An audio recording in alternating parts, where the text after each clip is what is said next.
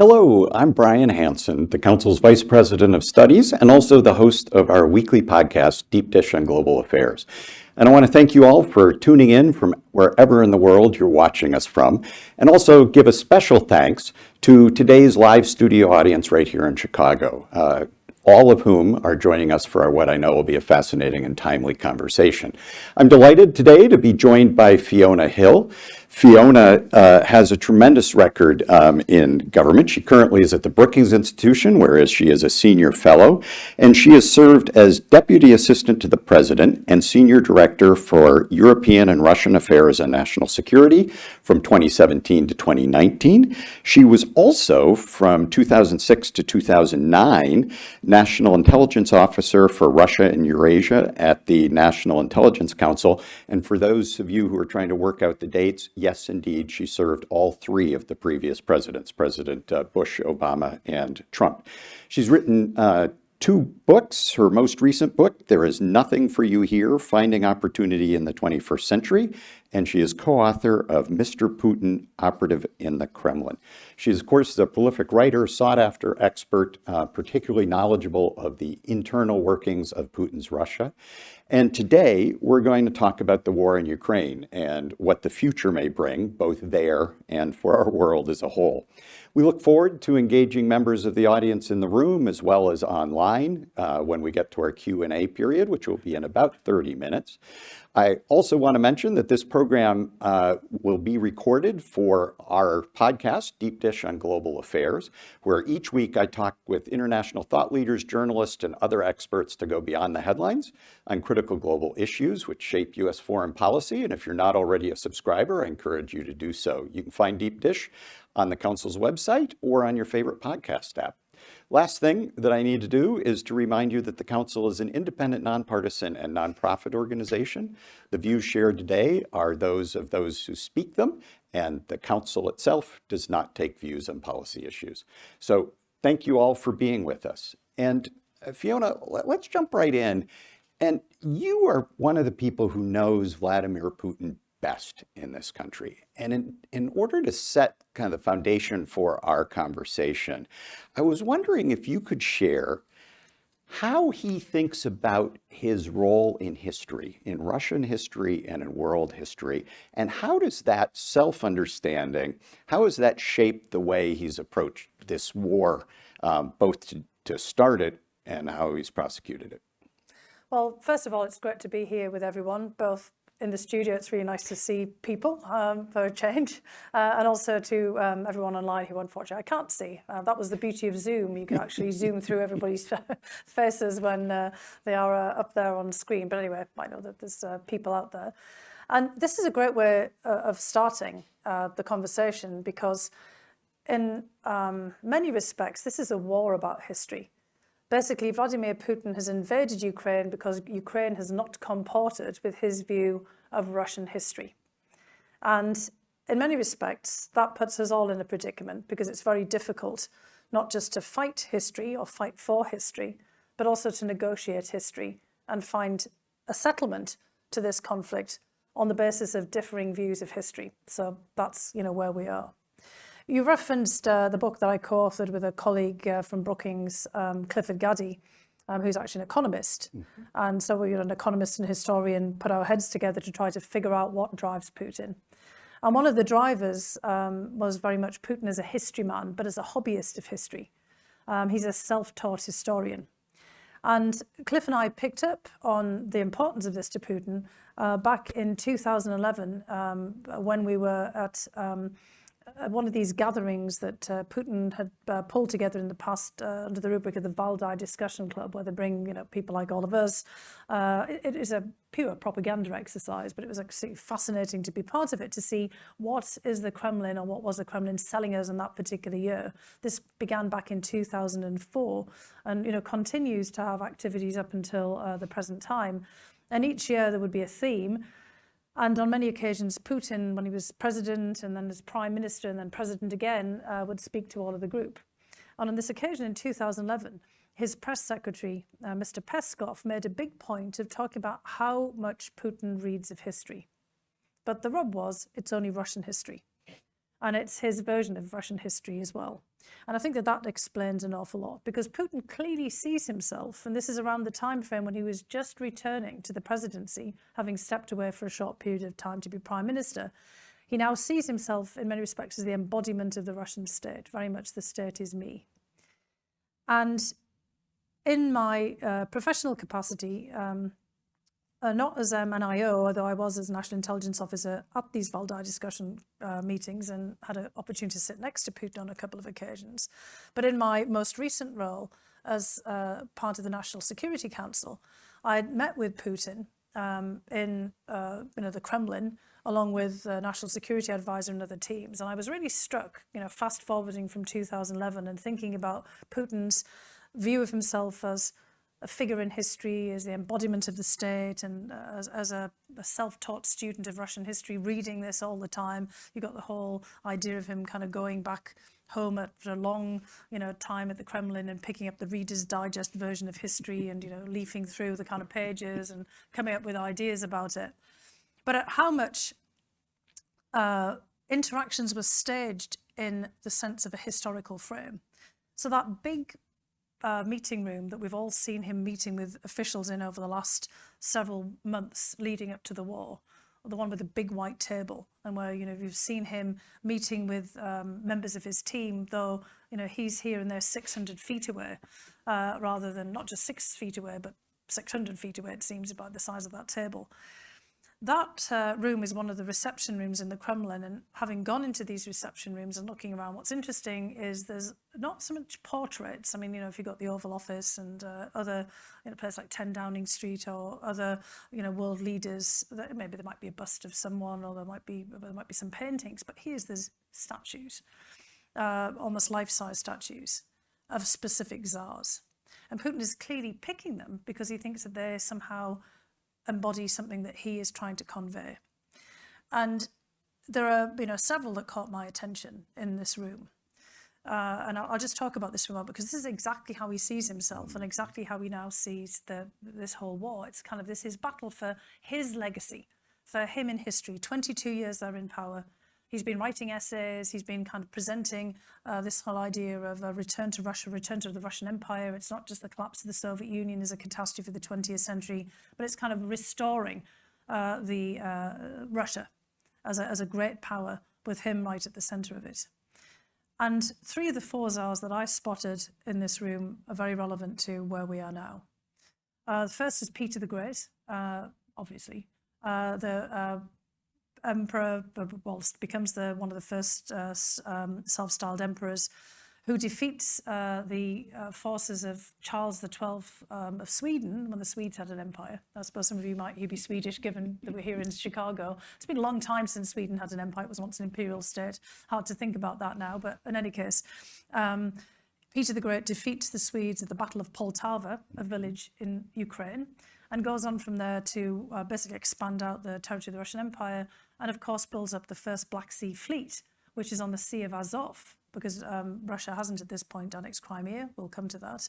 And builds up the first Black Sea Fleet for the Russian Navy in the city of Taganrog, which is, again, a kind of a key part of where we are now in all of these battles in Ukraine for the dominance of the Sea of Azov. The second is an empress, Catherine the Great, and of course is the person who annexed Crimea from the Ottoman Empire and extends the Russian Empire into the territories that Putin is now fighting over, Donbass. All of the port cities of the Sea of Azov, Mariupol, Melitopol, Berdyansk, Kherson, and then down to Odessa, which Catherine the Great was one of the founders of Odessa, and brings in the Count Richelieu from France to be the first governor, and builds this up as an international city, and of the great port city that we know today.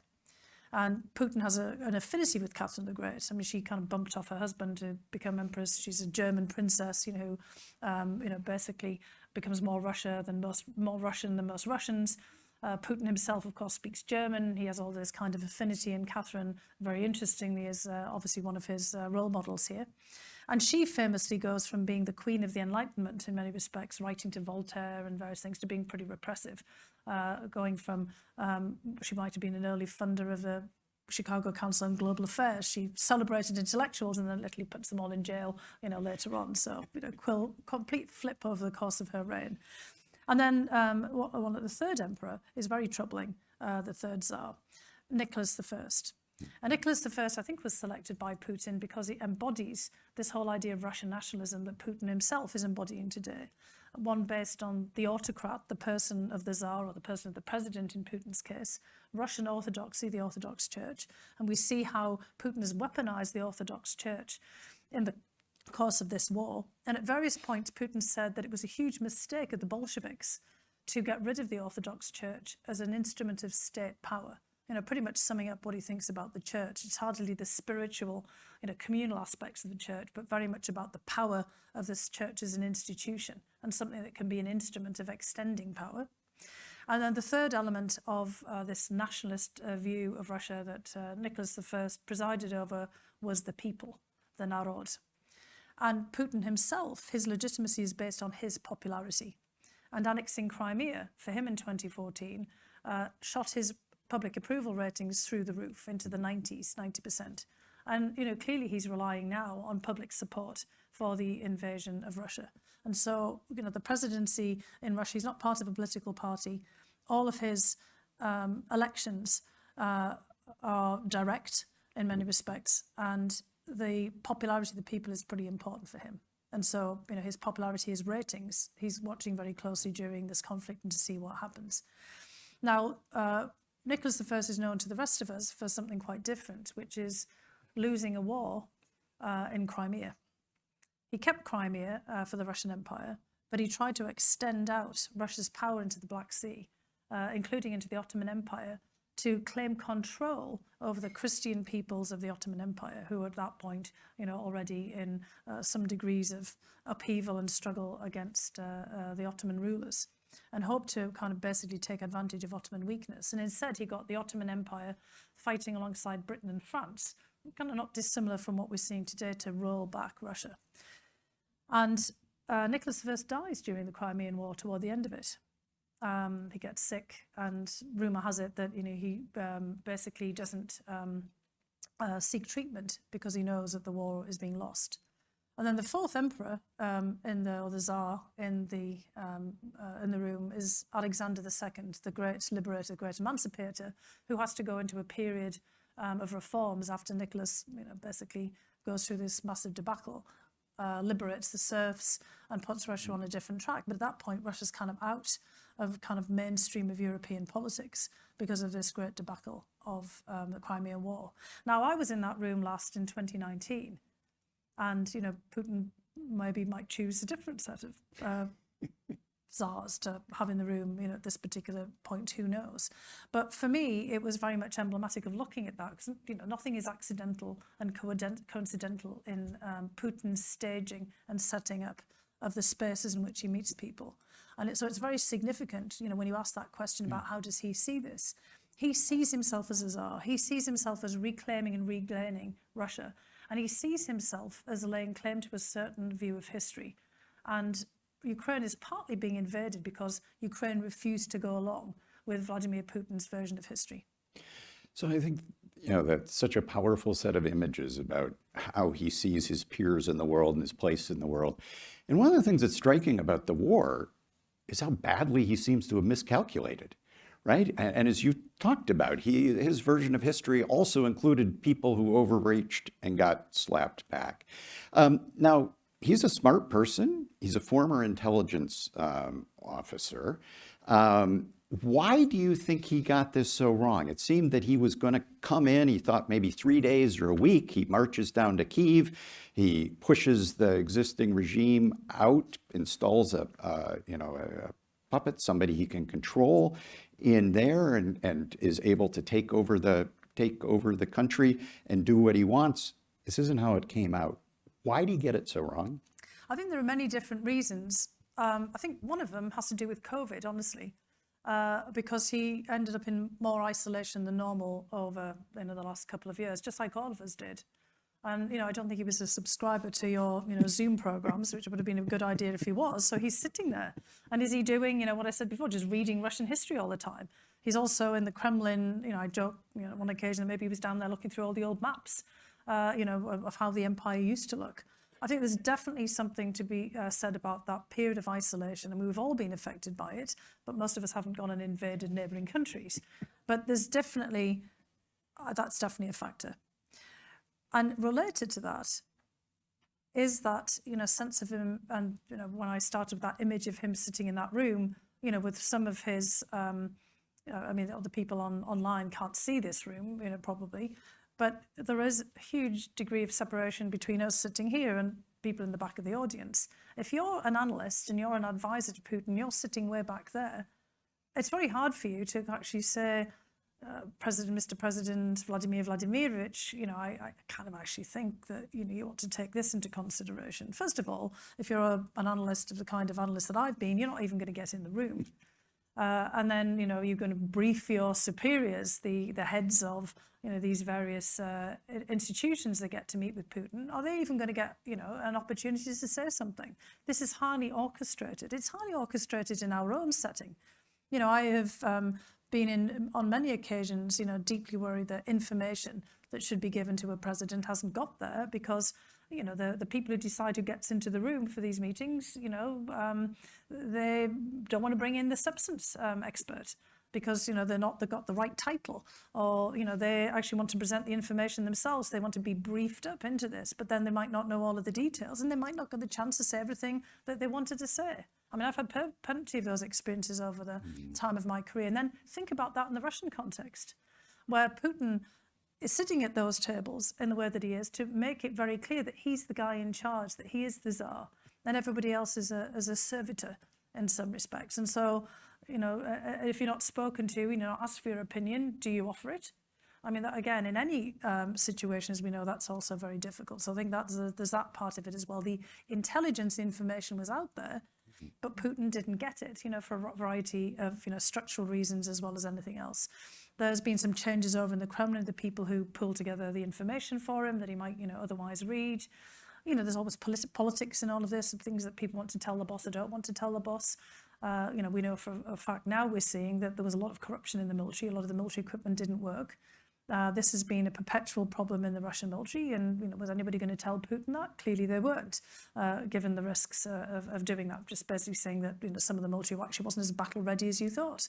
And Putin was very enamoured with the new weaponry and the new systems, particularly the strategic nuclear systems that they have developed, like hypersonic missiles or all of the new fighters and the new tanks and things. And we've seen on other occasions that some of those haven't operated, as they had been hoped. So he was putting a lot of store in the fact that, the military had turned itself around and perhaps wasn't fully informed of some of the inadequacies within the military as part of this. And again, the way that he's structured things makes it difficult for people to bring information, and also very high penalty of getting things wrong.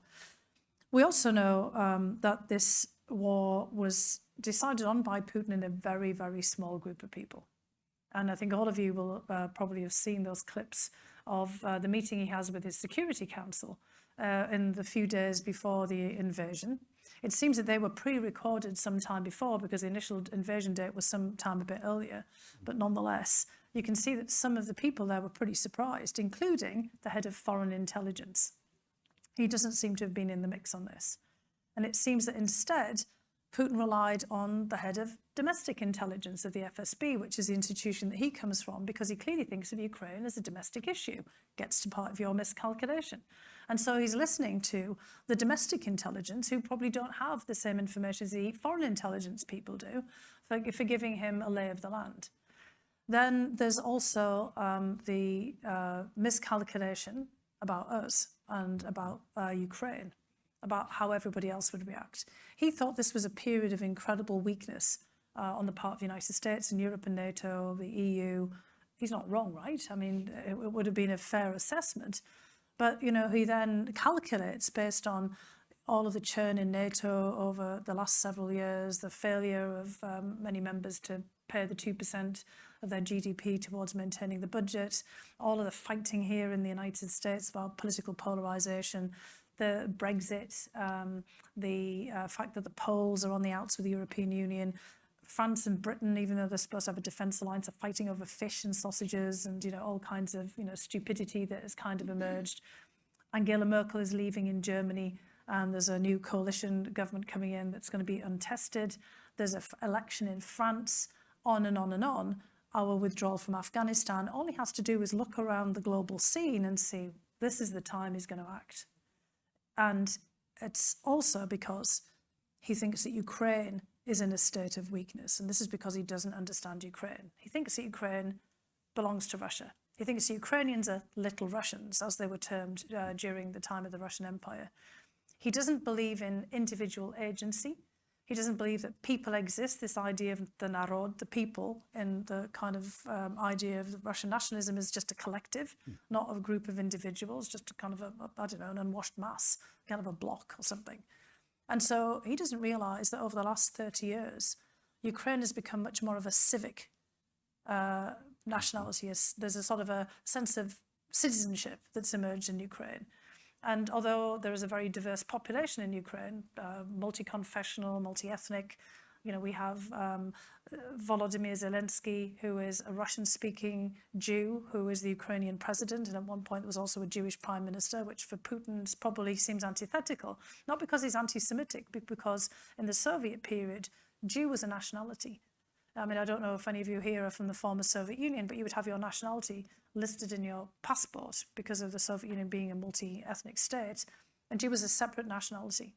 So it wasn't, Volodymyr Zelensky would not have been listed as Ukrainian. And for Putin, he's got this very rigid idea of who's who and how identity is formed on a national level.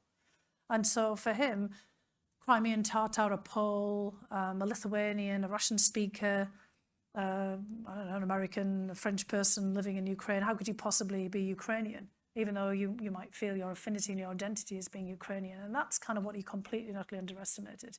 He also saw that Zelensky was not popular, and the Ukrainian government was not popular. Well, that didn't mean that the Ukrainians wanted to be invaded and, annexed and brought into Russia. It just meant that, like in every country, they weren't very thrilled with their government. And Zelensky wasn't necessarily at that point a particularly good peacetime president. There was a lot of hopes had been put into him and expectations were high and he wasn't living up to them. There was a lot of infighting going on. And because they'd had such a success, the Russians, in annexing Crimea without a shot being fired, Putin kind of thought that based on all these assessments, Ukraine was ripe for the picking. And that this would be like a replay of the Soviet forces going into Hungary, Czechoslovakia, Germany, Poland, back in the Cold War period, when, the Warsaw Pact was, pretty much held together by Russian force. And that this was more like a policing operation. Domestically, he sends in, behind the military, the Russian Guard, the reserve forces who actually do policing activity. And as you said, he thinks it's going to happen in a few days. And all they're going to do is, call upon the military to surrender. And if you think about Poland in the 1980s, General Jaruzelski, Polish military leader, declares martial law because he doesn't want the Soviet forces to move in. And Putin, I think, thinks somebody else in the Ukrainian military might do that because in the Crimea, when it was annexed, a lot of the Ukrainian military and naval forces there just turned over to Russia and, basically kicked out their Ukrainian commanders. On some of the commanders, turned over too. And he just sort of thinks that this is all going to be a replay because he's in a bubble. Yeah. And turned out to be wildly wrong, of course. And subsequently, he's pulled out of the center of the country and really focused his efforts on the east and then along the south. What do you think his war aims are at this point? We know where the conflict is, but what's his goal at this point? I think it's still the same. I think the sad fact of the matter from our perspective is that Putin doesn't think that anything's gone wrong. And I know that might sound absolutely bizarre because we can all see that if he declares a victory now, it's very much a Pyrrhic victory. I mean, devastating, obviously for Ukraine, but globally. I mean, this is going to have impacts that we're going to be dealing with for years, for the foreseeable future, and devastating for Russia. But Putin, because he is an operative from the KGB, he knows that any operation doesn't go as planned and you have to have contingencies, you have to adapt to the facts on the ground. He always talks about this. Remember, he's not a military planner. His defense minister is not a military planner either. He was the head of the emergencies ministry and was trained as a civil engineer. They've put generals in charge of it now, but as far as Putin's concerned, he'll find a way to still meet those goals. And those goals are the dismemberment of Ukraine. He's been saying, for years that Ukraine isn't a country. He told George W. Bush in 2008 that Ukraine isn't a real country. Part of it's in Eastern Europe and the other part was given to us, meaning, to Russia and the Russian Empire. He clearly wants to secure control of all of those territories that were expanded into by the Russian czars of the past, including this area that Catherine the Great created, New Russia. In fact, he's been even using the title of New Russia that Catherine the Great applied to those lands from the Donbass all the way around the Sea of Azov to Odessa, and actually into Transnistria and Moldova as well. That's now the focus of his military attention, as you said now, and he's been calling it southern Russia as well, not just south of Ukraine. And the dismemberment, again, of Ukraine, the wiping Ukraine off the map, consolidating hold there, and probably still the intent that Zelensky will go one way or another. And if you think about what happened in Georgia, the country of Georgia in 2008, when Russia invaded to make sure that Georgia could not join NATO, and in response to the fact that Georgia and Ukraine had both applied for NATO membership back in 2008, Mikhail Saakashvili, the president of Georgia at the time, was very much in Putin's crosshairs. Now, it took a while, but in 2013, Saakashvili was voted out of office. And Saakashvili is now sitting in a jail in Tbilisi, having, returned there after being in Ukraine for quite a period of time. It's kind of complicated history here. But this has played directly into Putin's hands because now in Georgia's in a way been somewhat marginalized from some of the kind of international affairs in a way that, it wasn't for a very long period of time. And the ruling party in government there are very cautious towards Russia. And they're trying to now straddle a fine line of sort of being supportive to Ukraine, but not being supportive of Zelensky. And in part, that's because Zelensky has a relationship with Saakashvili. And Saakashvili has become, basically a lightning rod and a flashpoint in Georgian politics. And Putin loves this because, he at various points personalized the conflict with Georgia as a way of, it's easier to deal with things if you personalize them, honestly. I mean, particularly for Putin, who's an operative who targets individuals and tends to personalize things because it makes it easier, to have some kind of offensive, against particularly a person and the people who are associated with them, which is why he targeted Zelensky. But now these Georgian politics have played exactly into his hands, and George is out of the mix, and a lot of the solidarity that might otherwise from around the region be there for Ukraine has been dented as a result of all of this. And so Putin's probably hoping that something similar will happen to Zelensky. This war will grind on. Zelensky will go from being a national hero to a flashpoint. He's already personalized it, and his view that Zelensky must go, though he's dialed it back for now, he's still got him in his crosshairs. So, of course, this is a horrific war that we've seen just terrible destruction and loss of life, extraordinary images given technology today. And one of the things that people wonder about is how does this end? And I am putting together what you're telling about what Putin's idea of himself is, how he is likely interpreting the events that haven't gone well, but he's not we're on the ropes and we need to give up. You think about the other side where the Ukrainians have had extraordinarily unexpected military success, most recently just clearing the Russians from the second largest city in Ukraine, Kharkiv. Now Mariupol has gone a different direction. But some people are asking questions like, can Ukraine win this war? Putin doesn't seem to be, from your analysis, interested in giving up. So what that sounds like is that we're likely headed into a very long stalemate of this conflict. Is that where you see it going? Or do you see a possibility for us to ramp the conflict down, to find an off-ramp? There is a possibility to, I wouldn't say off-ramp, but to find a way of ending this. It's just going to be extremely difficult. Definitions of win and loss now, I think, have got completely blurred. Any kind of win looks like a loss, including, for Putin. I mean, he can very easily spin a win for himself at any point by basically saying he's done all these things to, make Russia safer against a Ukrainian invasion, Ukraine getting hold of a nuclear weapon or weapon of mass destruction. He said all of these, things that will give him a lot of flexibility in a highly controlled domestic environment to be able to spin a win for himself if he chooses to try to stop things at a particular point because he's decided that that's enough. It's just that there doesn't seem to be much sight of that right now, because there's another thing to bear in mind. 2024 is going to be a banner year for elections. It's our election, it's also the Russian election. And technically, the Russian election comes before ours. And Ukraine also will have to have an election for Zelensky. So Putin's got actually quite a lot there that he has to be concerned about. And I mean, one of the reasons that he thought he could act now was to get ahead of all of that.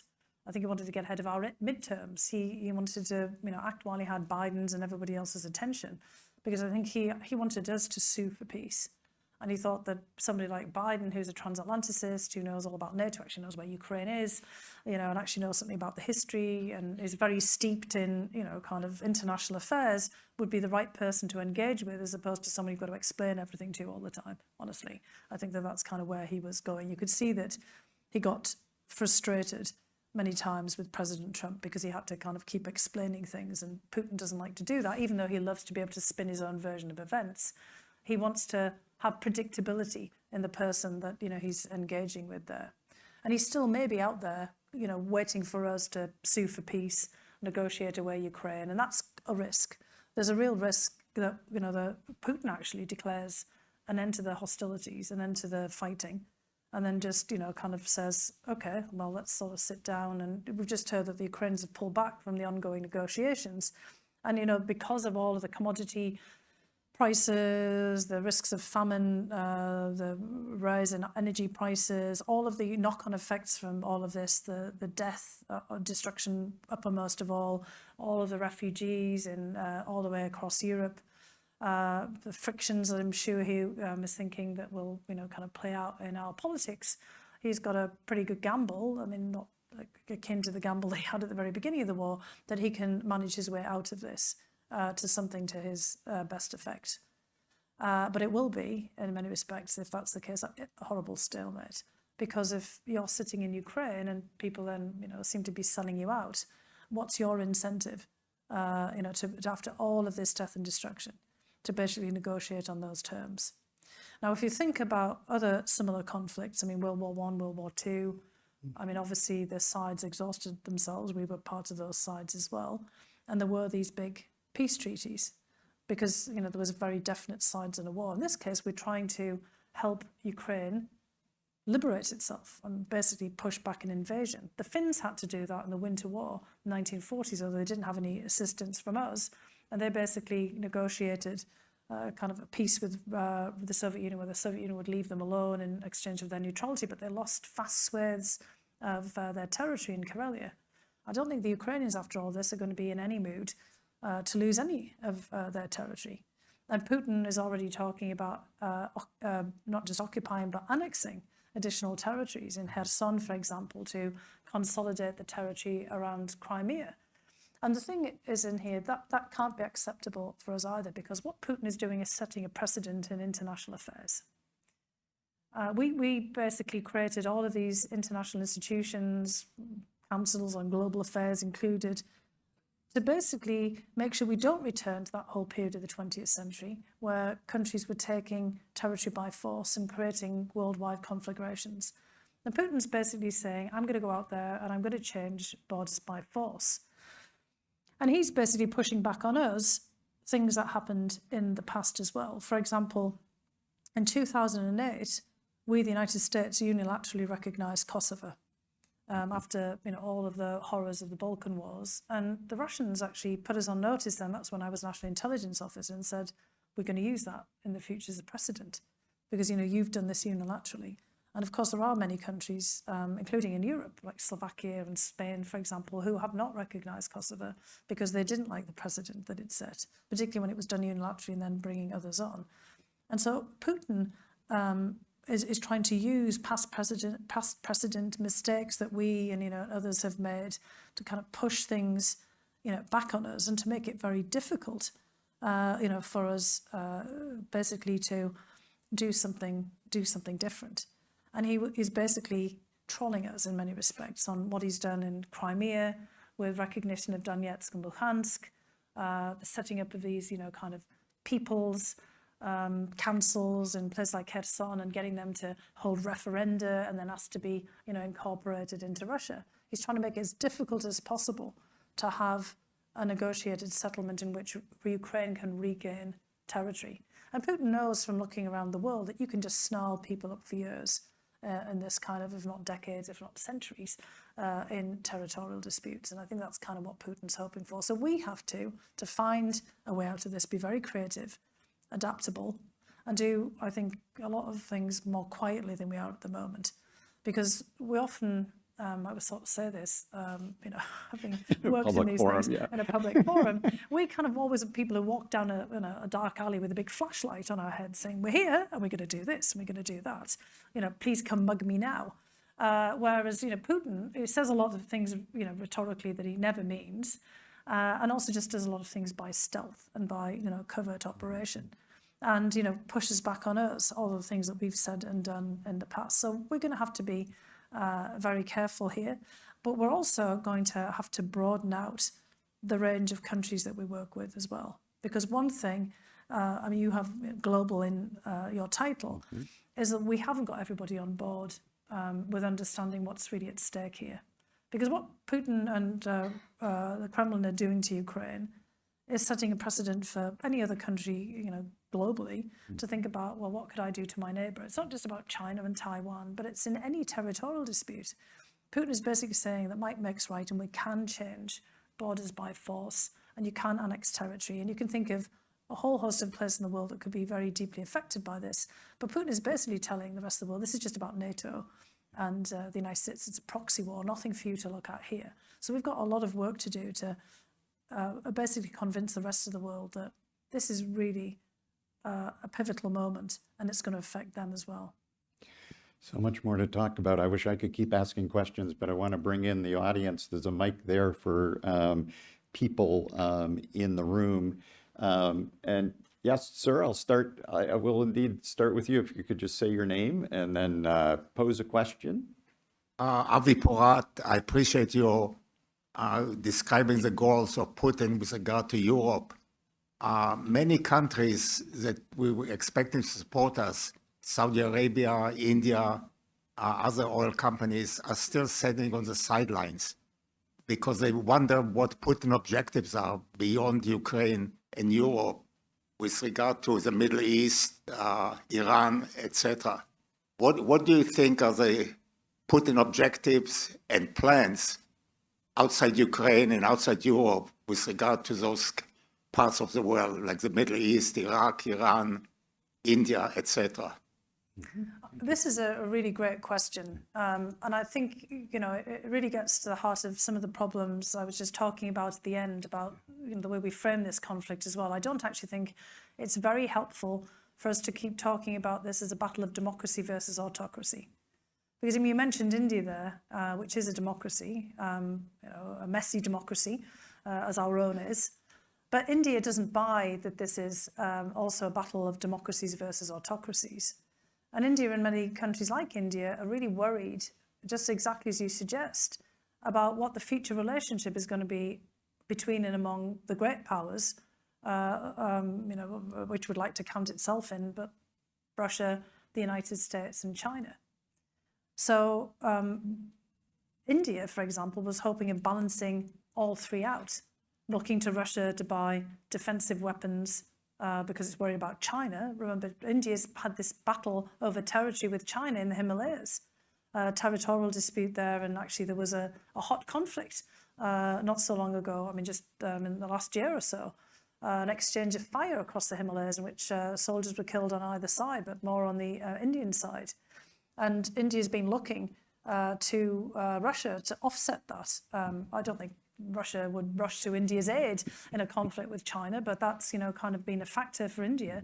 India's been annoyed with the United States because we've flirted at the points with Pakistan, and they don't want us to be in a big fight with China that they could be in the middle of. And many other countries, just you're suggesting, are looking at this and thinking, well, hang on a second, I don't see, why this is so relevant for us. And how is this going to affect our interests? Middle East, countries basically saying, well, look, the United States invaded Iraq in 2003.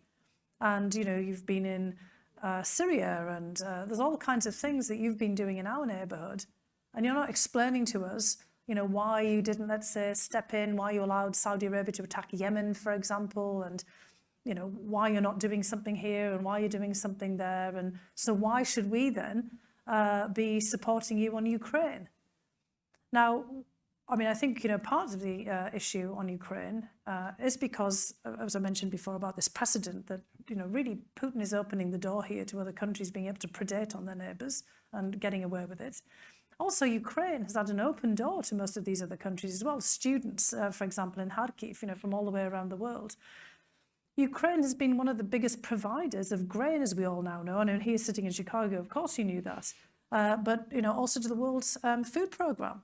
Ukraine has actually been incredibly generous in terms of not just exporting, grain, but also providing grain. And of course, many of the pilots in relief operations around the world have been Ukrainian. It hasn't just been in, kind of arms smuggling and the things that appears, in film. It's been, actually genuinely engaged in many of these efforts. And so taking out Ukraine as one of the breadbaskets, not just of Europe, but of the world out of the mix, is going to have a lot of serious knock-on effects. Plus, as we already see in the energy field as well. So I think, exactly as you frame it in the question, we have a problem. And we have to think about who are the best interlocutors to be able to engage with countries like India or Indonesia, who wants to invite Russia to the G20, for example, to be able to explain all of this. Obviously, Ukraine itself and Ukrainian leadership, they're trying to do this in the UN General Assembly. But it's a real problem, I think, for all of us in the midst of this war right now, that Putin is, in fact, controlling, in many respects, the narrative and the information space on the conflict from his perspective in many of the countries that you outlined in your question. Very good. Please, your name and a question. Dr. Hill, I appreciate you being here. My question has to do with essentially right where you left off. You outlined a number of challenges that you foresee potentially coming up. My question has to do with if the US was developing a doctrine for the future about how we address these challenges. What is that? NATO, for instance, has really shined through with Ukraine.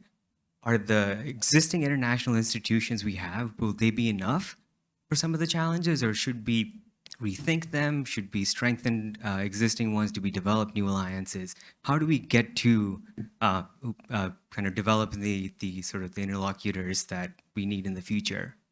Well, I'm really glad that you've asked that, and I think the latter part of your question really gets to the heart of what we need to do, because of course most of our multilateral institutions were developed either at the end of World War II to deal with the aftermath of that particular conflict, or during the Cold War to deal with that particular framing.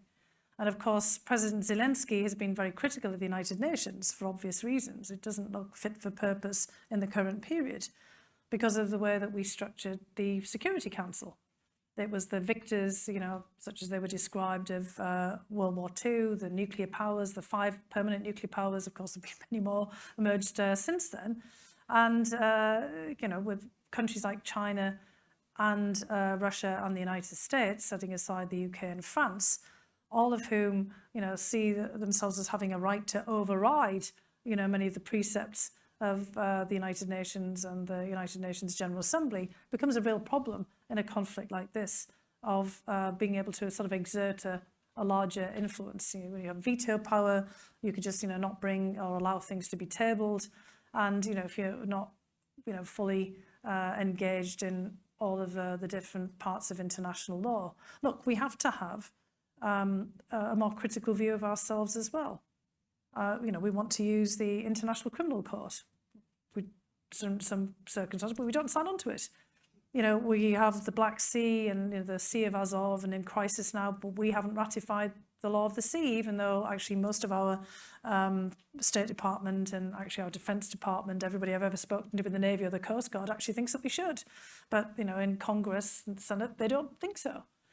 So we have a lot of problems ourselves in how we address this, and I think that if we were able to, given the politicization of so many things, we ought to be having an honest discussion with ourselves about the need to, exactly as you suggest here, refurbish some of the institutions that we ourselves are being part of, and we were the creators of in the early stages. And this conflict in Ukraine, like many other conflicts, look, I could say the same about what's going on in Yemen and Syria, and many other places as well, really reveals the inadequacy of many of the institutions that we have. Now, do we need to start creating new ones? Perhaps, the first order is all the things that we're constantly talking about, how we refit for purpose the existing ones.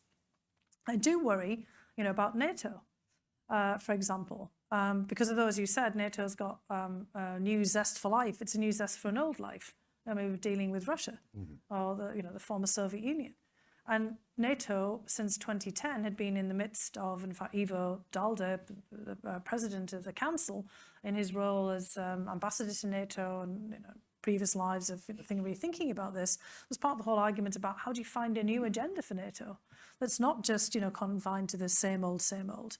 How does NATO deal with so many of the crises that are existential, but are things like pandemics and climate change and the migration and all the other issues that are destabilizing. Of course, migration being the result of larger wars and climate migration, etc. But how is NATO going to position itself to build on itself as a platform of an alliance and thinking about security in different kinds of ways, more human security, not just old-style security? But now we're right back at that again. So does that mean an end of that thinking? For example.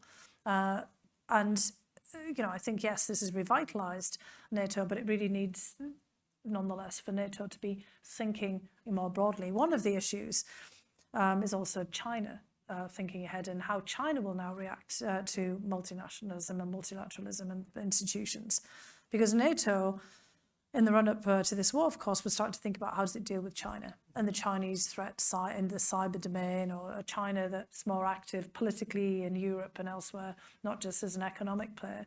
And perhaps it's then no coincidence that China decides to be very critical of NATO in that joint statement of President Xi and President Putin on the margins of the Beijing Olympics. I was personally quite surprised that President Xi decided to run, straight into the whole debate about European security. But then, from his perspective, I suppose he thought that NATO was doing the same thing with AUKUS, although he probably then missed that the French were pretty pissed off about this whole thing of the Australia, US, UK submarine deal. But the fact that France and Great Britain, and along with Canada and the United States, are players in the Asia-Pacific region. He didn't like the new Indo-Pacific strategy, for example. So I'm sure that she thought that this is all fair game as well. But it also then reveals that even for a regionally based institution like NATO or the OSCE, the Organization for Security and Cooperation in Europe, everything is global. And so we're going to have to take a much more global perspective and a much more nuanced perspective of where we're headed in the future. So I think your question there is exactly the right one. I'm not sure that we have answers at this particular moment, but that's why we have fora like this to try to at least start to sketch out and frame some of them. And certainly defining the right questions is a key. Yes, it's the key. I mean, that's what we do right? at think tanks. Then we kind of Exactly. flounder around a little bit trying to find the ultimate answer. But I'm sure we'll honestly get there in the end. It's just that it's going to take some time and some really critical thinking and some hard looks at what we've been doing ourselves. Yeah, like the optimism. Yeah, please name and question. My name's Aaron Maslyansky, and great to be here. Thank you for being here, Dr. Hill.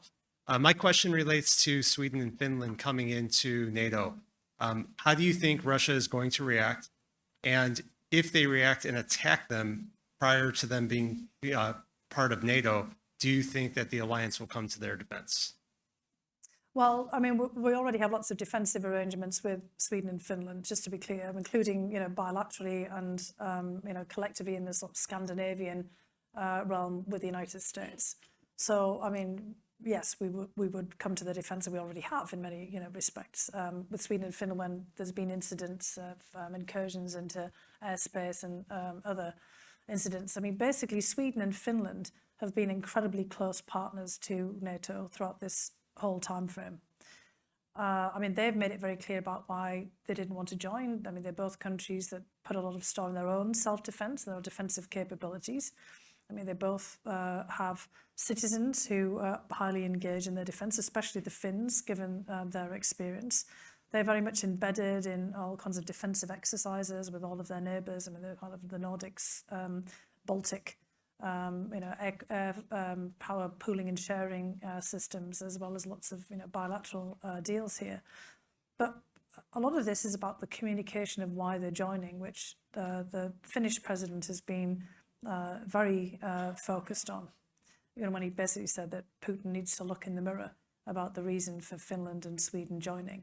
And this is making a very important statement that gets back to some of the things I was talking about before. Putin and the people around him tend to mirror image. So they assume that NATO is just about the United States, and this is just a fake alliance. And a lot of our debates over defence spending didn't certainly help over the last several years. I think that just convinced him all the more that when we were arguing with Germans in particular about 2% of GDP, that this was just proving that the NATO was all the US centred organisation. And when Russians talk about expansion, it's almost as if there's some kind of standalone entity there that's just kind of going out there and bringing countries in, fought by force almost, which is exactly what the Warsaw Treaty Organization was back in the Cold War. And in many respects, the CSTO, the Collective Security Treaty Organization, which has just been meeting, Russia's organization, is right now. I mean, basically, these are all countries that Russia's kind of given not much agency to in terms of being members of this or having Russian bases on their territory, like in the case of Armenia. And basically, Russia thinks the United States is exactly in the same position. And what Finland and Sweden's membership shows is absolutely not. These are countries that could have entered NATO at any point over all the last decades, notwithstanding Finland's declarations of neutrality as part of its agreements with the Soviet Union. It could have made a choice in an early period. Look, Austria is now rethinking its non-alignment and basically neutrality, and so is Ireland. And I'm not saying that they're heading off towards NATO, but Putin has created such a situation now where countries that have been absolutely studiously non-aligned and neutral are now rethinking. And the Irish are rethinking because the Russian Navy showed up in their territorial waters and their economic zone as part of their planning for this invasion. And Ireland doesn't even have a coast guard. It has like 4 ships that it usually uses to interdict smugglers. And it doesn't have an air force. It basically has a few training planes to take part in international operations. And it was Irish fishermen on their trawlers that showed off the Russian Navy. And then the Russian Ministry of Foreign Affairs accused the Irish of aggression. And so basically the Irish have been reassessing now, where they stand, and clearly thinking, differently about the price of neutrality. And so it's all the communication about this. Again, as I said earlier, the first movers to enter NATO were all the countries that had been invaded by supposedly, their own military partner in the Warsaw Treaty Organization. And this, then gets more into this message to Russia. Now, Putin seems to be being a bit more careful so far on what he said about Finland, that Russia's not a threat and to Finland and, being a bit more cautious. But I think, we will have to watch very closely. And the Finns and the Swedes have clearly factored this in because they've had this debate for years about whether they wanted to join NATO. But the fact that they should be sending a very strong signal. But I think the Finns and the Swedes should be out on the road telling everybody else, not just in Europe, but China and others about why they're doing this as well. So Fiona Hill, I want to say thank you for a fascinating conversation. Did we cut it off? I'm sorry, we had some other questions there. Really, it's been terrific. And as you point out and made the case quite strongly, we're living in a world historical moment. in which there is a tremendous amount at stake, not only in this conflict, but where the world as a whole is heading. So I really appreciate you taking time to help us understand that even better. And I want to thank you in the room for being here and coming in person to see this event. I want to thank you online for tuning in as well. This program will be available both online through our YouTube channel if you want to share it with others, as well as through Deep Dish on Global Affairs, where you can find either on our website or wherever you listen to podcasts. So I look forward to having all of you online and in the room joining us our next event. And please join me one last time in thanking Fiona Hill for a fascinating project.